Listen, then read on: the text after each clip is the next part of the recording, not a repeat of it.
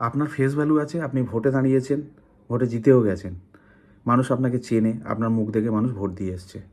কিন্তু সেটাই কিন্তু যথেষ্ট নয়। রাজনীতিতে আসতে গেলে রাজনীতি সম্পর্কে একটু জ্ঞান থাকা প্রয়োজন রয়েছে, রাষ্ট্রবিজ্ঞান সম্পর্কে একটু জ্ঞান থাকা প্রয়োজন রয়েছে, সোশ্যাল সায়েন্স সম্পর্কে একটু জ্ঞান থাকা প্রয়োজন রয়েছে। সেগুলো যদি না থাকে এরকম উদ্ভট উদ্ভট কথাবার্তা আমরা শুনতে পাবো। মানুষ অনুদান ত্যাগ করছে, তাহলে স্যালারিটাও ত্যাগ করুক, বোনাসটাও ত্যাগ করুক, সরকার তো দিচ্ছে। প্রথম কথা বলে দিই, সরকার কিছু দেয় না। যেটা মানুষের সর্বসাধারণ ট্যাক্স কেটে যেটা ফান্ডিং হয় সেটা থেকে সবার স্যালারি হয়, সেটা যে কোনো সরকারি কর্মচারীর স্যালারি এইভাবেই হয়, সেটা সরকার দেয় না। আর মানুষ ত্যাগ করবে কেন? সেটা তো তার উপার্জিত, তিনি শ্রমের মাধ্যমে সেটা পাচ্ছেন।